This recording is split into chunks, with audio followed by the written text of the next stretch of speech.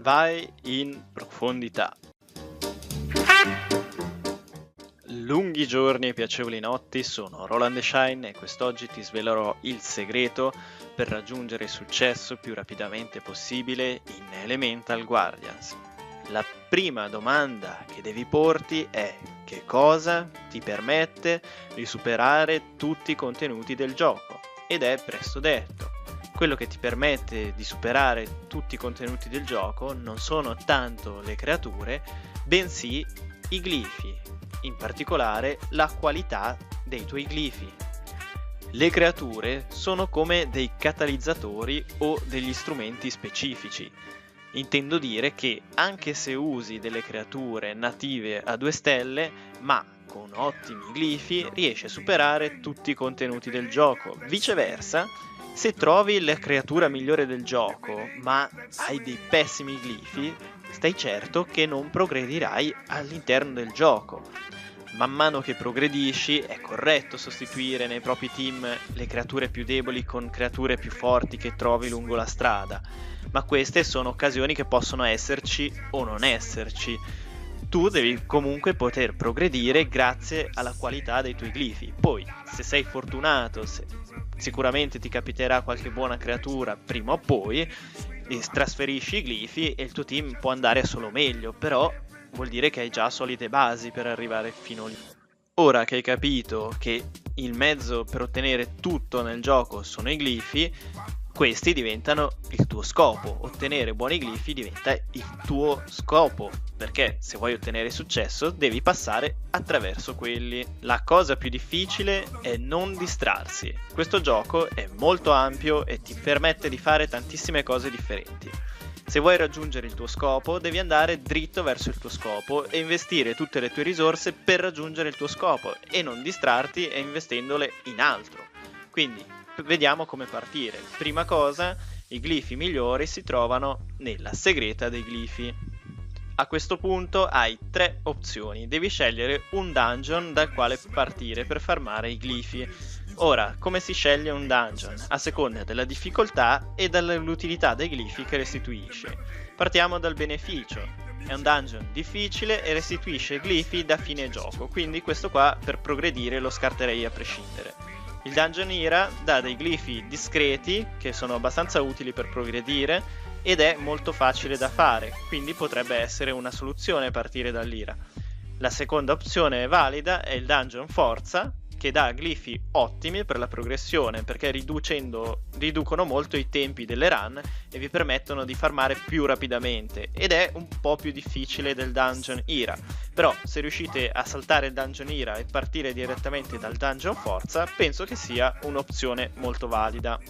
Quando hai scelto su che dungeon concentrarti, parti e inizi a cercare di migliorare la qualità dei glifi che trovi, come semplicemente aumentando il livello. Parti dal livello 1, poi pian pianino, migliorando la qualità dei glifi strada facendo, migliorando il livello delle creature, evolvendo le creature, pian pianino arrivi fino al livello 10. A questo punto trovi dei glifi di ottima qualità, ma la qualità da sola non basta, serve anche la consistenza con la quale puoi reperire i glifi. Quindi per aumentare la consistenza devi concentrarti sul livello 10 e ridurre pian pianino i tempi delle run. All'inizio vedrai che ci metterai 5, 6, 7, 8, 10 minuti. Ecco, il tuo obiettivo adesso per aumentare la consistenza è quello di ridurlo a 1-2 minuti al massimo.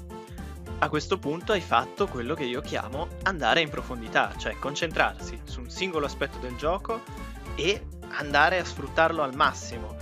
Quindi ti ritrovi con dei glifi di ottima qualità e una produzione di questi glifi molto veloce, e a questo punto affrontare il resto dei contenuti del gioco vedrai che per te sarà veramente una bazzecola.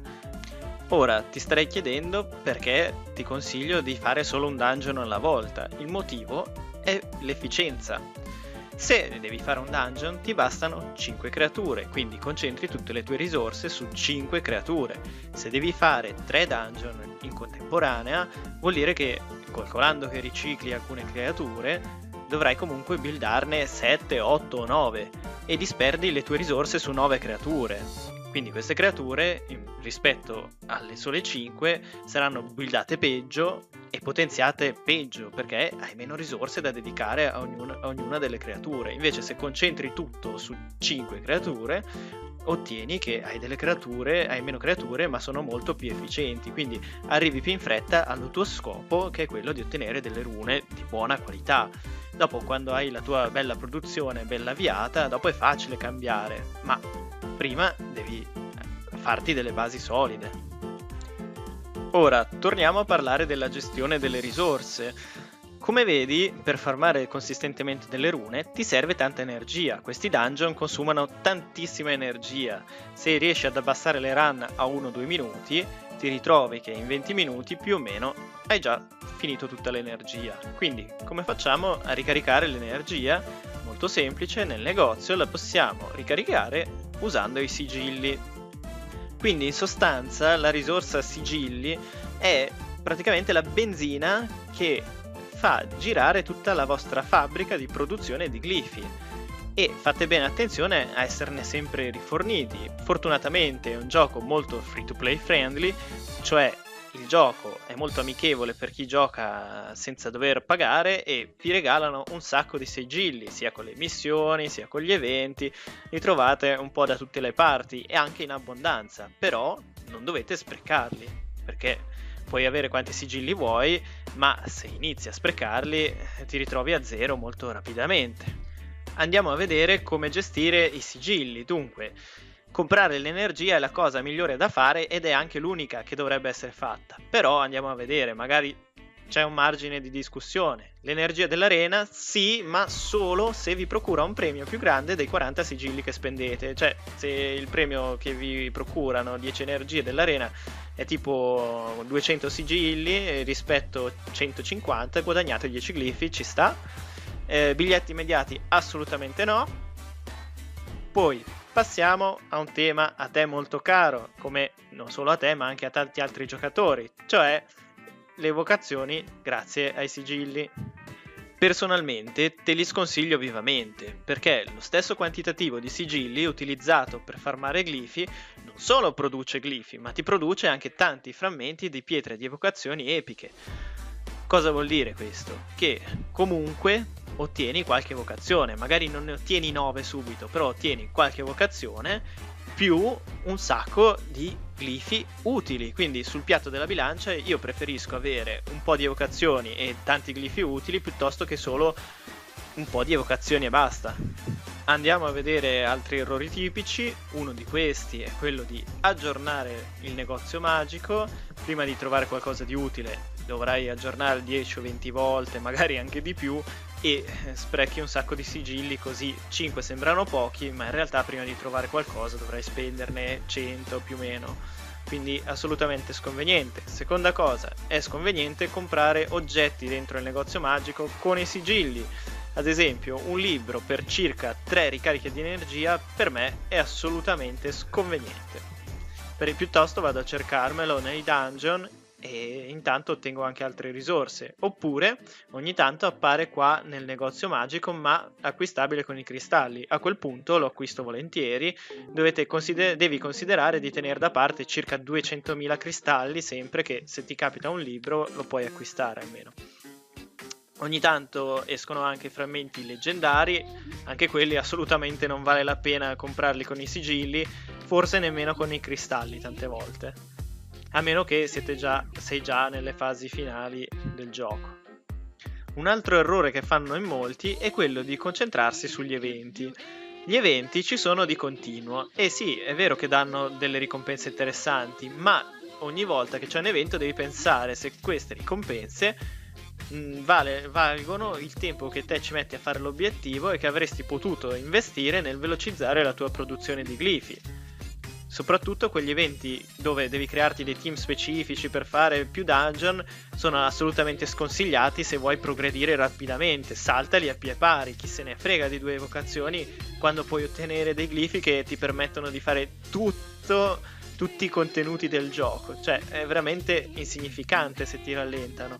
Quindi gli eventi valuta tu, ce ne sono in continuo, ce ne saranno sempre, non è che se ne perdi uno cade il mondo, anzi non ti perdi quasi niente, spesso è un'evocazione e la maggior parte delle volte esce anche roba schifosa, perché diciamocelo, i mostri buoni sono veramente pochi e ci vuole fortuna, oppure devi già giocare da tantissimo tempo prima di averne accumulato un po' di mostri decenti.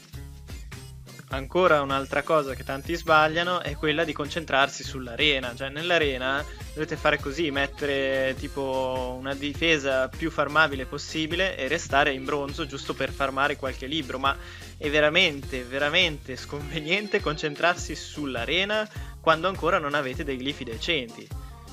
Cioè, dopo che hai accumulato un bel po' di glifi buoni e diventi competitivo, allora sì che puoi dare il tuo meglio nell'arena, ma adesso che hai 2 glifi di cartone, cioè, all'arena non racconti proprio niente, magari ti vai anche a cercare di elevare di rango e poi incontri gente che ti fa un fondoschiena largo come una capanna.